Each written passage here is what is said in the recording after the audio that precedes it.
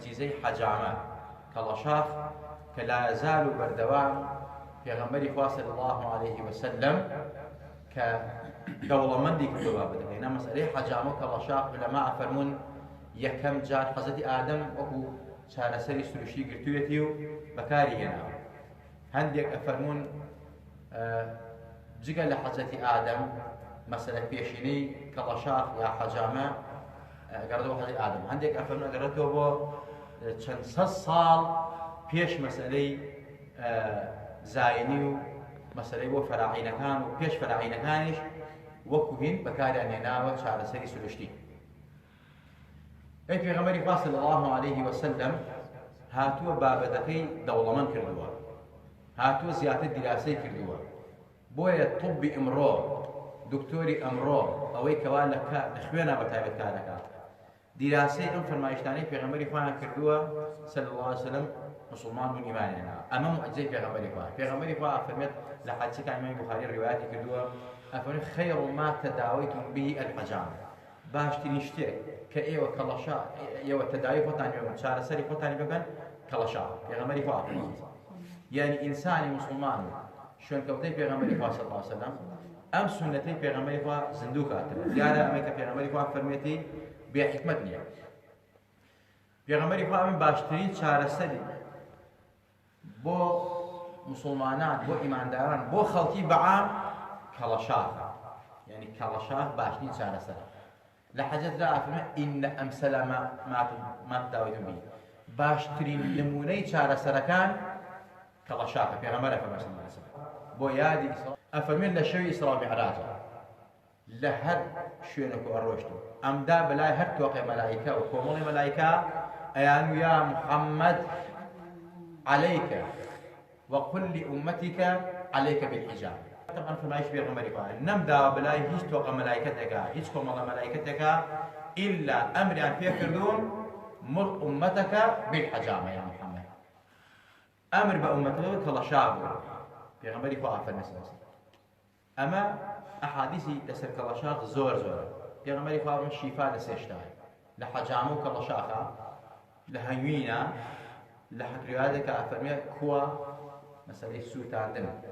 بەڵام پێغەمبەری خوا من سووتاندنم پێخۆش نییە. لە ڕیوایەتدا ئەفەرمێت شیفا لە سێ شتایە، لە هەنگوین و لە کەڵەشاخ و لە کرمی زەلوو. زاروی پێڵێن گەرمیانی ئەمە زالوو، بەڵام خەڵکی پێزانەوە بڵێن زەلوو. ئەم زەلووە هەتا ئێستا حەوزی تایبەتی هەیە، مەسەلەی بە خێوی ئەکەن ئەیفرۆشن ئەو زەلووە سوبحان الله کە پێغەمبەری خوا ئەفەرمێت صلی الله عليه وسلم بۆ چارەسەر بەکاری بێنن کە تۆ ئەی خەیتە سەر برینێ ئەو خوێن ناخوا کێم و جەراحەتەکەی دەنەکات، یعنی وەکو تەعقیمی کا بە ئاوا هەرچی میکرۆ و پیسێ دەرێکات. ئەمە معجزەی پێغەمبەری خوا صلی الله عليه وسلم. ئەمەی کە پێغەمبەری خوا زانێتی هیچ پێغەمبەرێتر و هیچ مەخلوقێتر خوا فێری نەکردووە. سید پێغەمبەری خوا صلی الله عليه وسلم هاتووە بابەتی کەڵەشاخی دەوڵەمەند کردووە. پێغەمبەری خوا فەرمێت صلی الله عليه وسلم کە مەسئلەی کەڵەشاخ ئەوەندە گرنگە و ئەوەندە موهیمە و کاریگەری سەسوڕهێنەری هەیە و لە شەوی ئیسرا و میعراجا ئەمرم پێکراوە بۆ خۆمەدەم کەڵەشاخ بگرین. پێغەمبەری خوا کە هاتەوە ئەمرەکانی جێبەجێ کرد. حتا پێغەمبەری خوا خۆی ئەگەر بیش کەوتایە ئەیفەرمێت کەڵەشاخم بۆ بگرە. پێغەمبەری خوا صلی الله عليه وسلم لە چواردە شوێن کەڵەشاخی گرتووە، بەڵام زیاتر لە ئەخدەعین و لە کاهیل پێغەمبەری خوا گرتووەتی. مەسەلە پێغەمبەری خوا صلی الله عليه وسلم سەیری کردووە ئومەتانی تر گەلانی تر لە مەسئلەی کەڵەشاخە زۆر پەرتەوازن، زۆر مەسئلەی شپرزن. بۆیە مەسئلەی چارەسەری کەڵەشاخ چارەسەری گرنگە، کاریگەری سەرسوڕهێنەرە. بەڵام چەند جارێک مەسەلە تەنزیمات و مەسەلەی یاسای چارەسەری کەڵەشاخیان ئیهمال کردووە، سەرەکەی کەڵەشاخ سوودی نەبووە. بۆیە پێغەمبەری خوا هاتووە فەرمێتی چوار تەعینی وەدانا، تەعینی سەنەوی، تەعینی فەسڵی، تەعینی شەهری، تەعینی یەومی. ئەگەر بەو تەعینانە نەکرێت کەڵەشاخ زەرەرە. مەسەلە پێغەمبەری خوا ئەفەرمێت هەموو ساڵێک سونەتە کەڵەشاخ بکەیت. نعمة العادة الحجام. أما هي سمي لزواهيد عربياتي كردوة بس أنا ليس صحيح. في غمري فاهم باشتري عادتي مسلمان أو إيه هم صادق على شعبك. في غمري فاهم مثلا. أما هو عادتي صالحة. إن جاء في غمري فاهم لبهار مسألة هاي جرماء.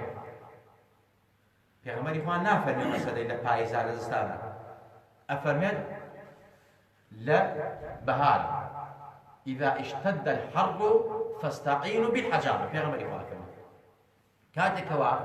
گەرما دەستی پێ کرد ئێوە ئاگادارن کەڵەشاغن چونکە حەدیسەکە مفەسەلە ئەفەرمێ ئەو خوێنە پیسە کە لە جسمی ئینسانە پێغەمبەری خوا ئەفەرمێ صلی الله علیه وسلم ئەگەر دەرینەکەی کادە ئەن یەقتولەکم نزیکە بتانبژە نزیکە بتانبژە کوردەواری پێڵن بەهارە من خوێنجمان مەسەلەن لە ئیتر لە ئەخیری مانگی سێوە مانگی چوار و مانگی پێنج ئەم سێ مانگە ئینسان کە خوێنجمانە لەم کاتانە کەڵەشاغ ئەعلم کاتانە سوندە وەکو تەعینی فەسلەکەی ئەینا دکتۆرەکانی سین طبعا سین زۆر بایەخ بە کەڵەشاغەدا بە مەعلوماتە کەڵەشاغی تەڕ و وشکەیە ئەوان مەسەلە زیاتر کەڵەشاغی وشکەکەن شوێندەمی پەرداخکە چۆرەکەن و جسمی پێشێنن گیانی ئینسانەکەنە ئەو مەسەلەی پەرداخە یا ئەو شاغی کەڵە پێشێنن یا بە بەردە یا بە مەسەلەی بەدەست مەساجێکی بۆکەن بەڵام پێغەمبەری خوا کەڵەشاغی تەڕی وازانێ خۆیشان ئەڵێن دکتۆرە سینەکان کەڵەشاغی تەڕ لەوش باشترە چونکە چارەسەر بە کەڵەشاغی وشک چارەسەری کاتیە دواتر ئازارەکەیەوە بەڵام بە کەڵەشاغی تەڕ یعنی خوێنەکە دەرکەی بە چەند جارێک بنەبڕێکە و ئازار ئەو میکرۆب و ڤایرۆسە هاتوونگانە بۆ پێغەمبەری خوا فەرموویەتی صلی الله علیه وسلم لە بەهارە خوێنی بەهاریان هێنا خوێنی زستانیان هێنا خوێنی پاییزیان هێنا خوێنی هاوینیان هێنا خوێنی هاوین خوێنی زستان خوێنی پاییز هەر سێگەی خوێنی سروشتی بووە خوێنی پاک بوو هیچ میکرۆب و ڤایرۆس و خڕۆکەی سووری مردوویان نەبوو بەڵام خوێنی بەهاریان هێناوە کە پێغەمبەری خوا فەرموویەتی هەر هەمووی خڕۆکەی سووری مردوو بووە هەمووی خوێنی پێز بووە ئەمە پێغەمبەری خوا چۆن زانی کێ فێری کرد علەمەهو شەدید القووە خوای تەبارەک وتەعالا فێری کرد وعلمك ما لم تكن تعلم ئەم علم و زانستی طبە خوا فێری پێغەمبەری کرد ئەمە معجزەی قەولی پێغەمبەری خوا صلی الله علیه وسلم اینجا هاتوون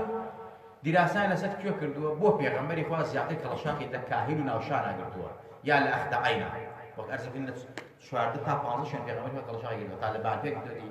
ئەی نەوێت لە وەرگی گرتووەتی لە لەورای چاوی گرتووەتی بە پێی ئازارەکان بەڵام وەکو سونەتە مصاڵێ لە کاهیل و ئەخدەعین گرتووە سێ کەڵەشاغی گرتووە پێغەمبەری خوا صلی الله علیه وسلم هاتوون دیراسیان کردووە ئەو خوێنیان کە مەسەلەی کە پێغەمبەر خوا ئەفەرمێت لە کاهیلا هیچ کاهیلیان دەرکردووە هیچ شوێنەکانیشیان دەرکردووە ئەوەندەی خوێنی پیس و خڕۆکەی سووری مردوو لە کاهیلا هەیە لە ناوشانە لە شوێنەکانی ترا بۆ شێوازەنی ئەمە پێغەمبەرەکەی چۆن زانی علەمەهو شەدید القووە تەقە پێغەمبەرێک صلی الله علیه وسلم ئەلفوبێی لە مەکتەبا نەخوێنوە لە هیچ دانیشگا و زانکۆیان نەیخوێندووە هیچ ئوستادێکی نەبوو معلومە ئەوە تاریخ مستەشریقەکانیش دان بۆ حەقەتاوان کە پێغەمبەری خوا صلی الله علیه وسلم کەسێک بۆ ئومی بووە خوێندن و کتابەت و نووسین نەبووە ئەی ئەمە چۆن زانی علەمەهو شەدید القووە خوای تەبارەک وتەعالا فێری کردووە اینجا هاتووە بۆچی پێغەمبەری خوا صلی الله علیه وسلم لە تەعینی فەسلیە ئەو معجزە گەورە ڕوویە کە خوێنی بەهار خوێنی پیسە ئەو خوێنەی کە ئینسان کوژێت ئینسان جەڵدەی دەماغ و جەڵدەی قەلبیەکە بە هەمان شێوازی دیراسەی تەعینی شەهریان کردووە ماڵ پێغەمبەری خوا ئەفەرمێت لە دوای 15 مانگی عەرەبی خير يوم تحتجمون فيه 17 19 أو 21 پێغەمبەری خوا ئەفەرمێت صلی الله علیه وسلم باشترین ڕۆژێک لە مانگە بۆ کەڵەشاغ تاریخی مانگی 17 و 19 و 21 هێنا پێغەمبەر خوا لە 15 شهر تا 27 بەڵام ئەفەرمێت ئەو سێ ڕۆژە زۆر مبارەکە هاتوون دیراسیان کرد خوێنی پێش 15 مانگ ئەمە 30 دکتۆری صینی لەسەر ئەوە مسلمان بوون بۆ پێغەمبەری خوا صلی الله علیه وسلم باسی تاریخ و مانگەکە لە کەڵەشاغ هاتوون خوێنی پێش 15 مانگیان دەرکردووە لەگەڵ دوای 15 مانگە ئەو خوێنەی پێش 15 مانگە خوێنێکی سروشتیە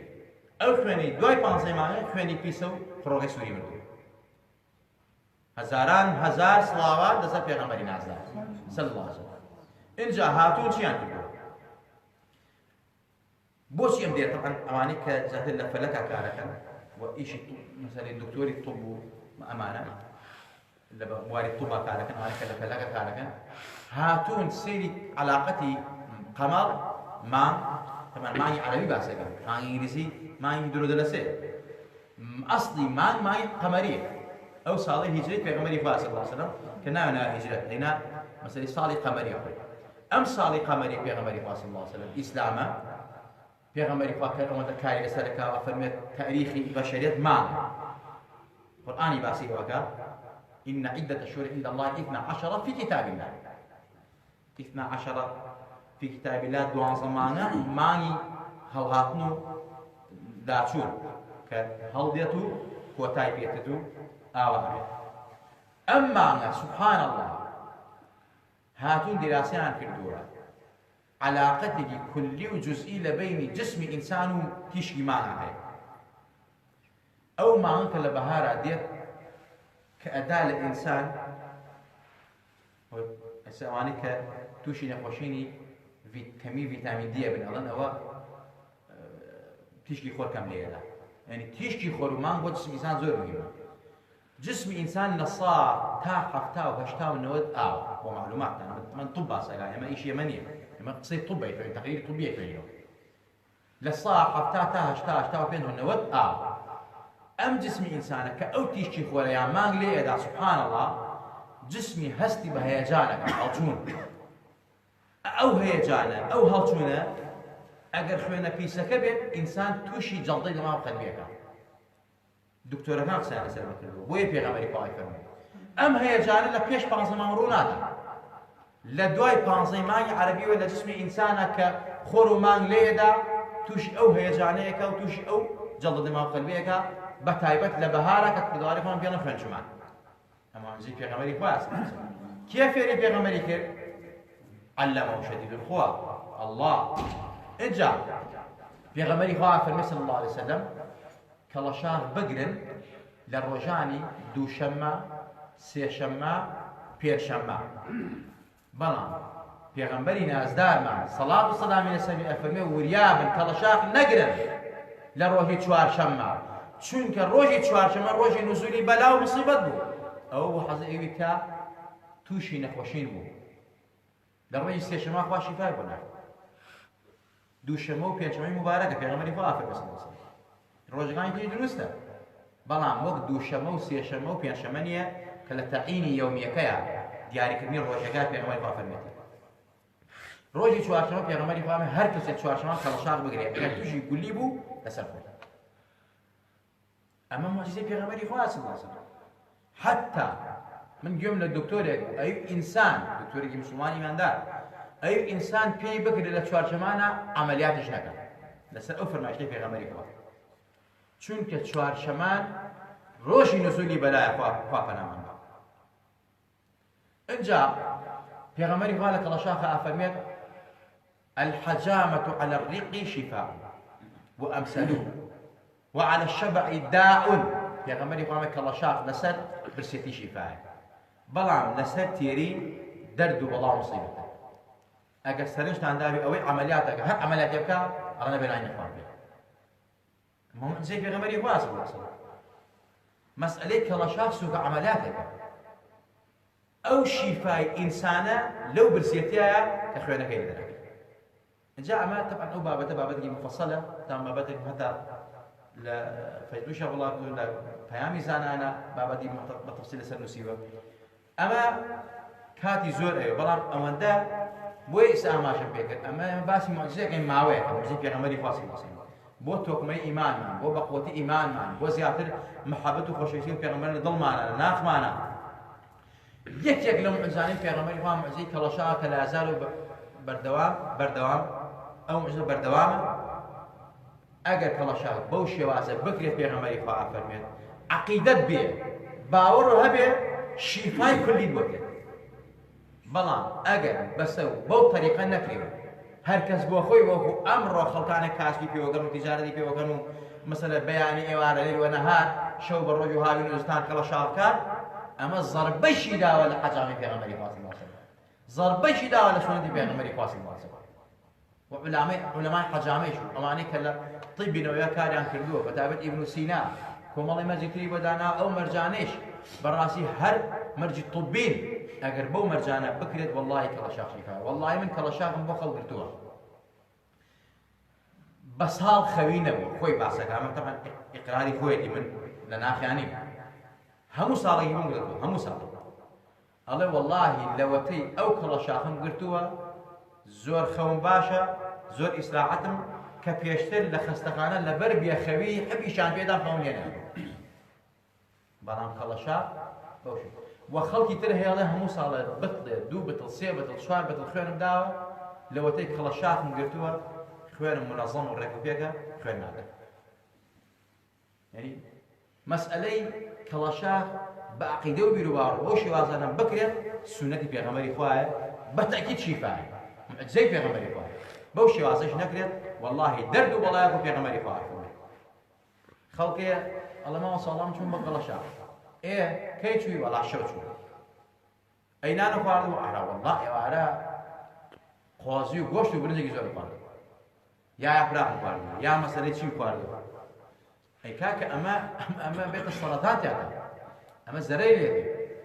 أما علماء في غمري إخوان فرمت زرنا باكاتك التفصيل زور ندين بلان أو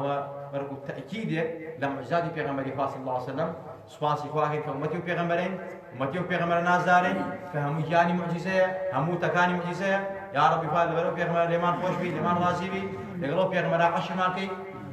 عاقبت ما بخير بيري خمار من المال المحفوظ كي لباس إيمان حياة حرمة ريز وتقدير كي برمان للباسي بيشرمي وبيحيائي وبيديني وملحدي وبيديني فارزا ما كي خوايا ولات ما بخير وخوشي كي أوانيش كدوست وأحباب وخوشويستاني يمن داوي دعاء خير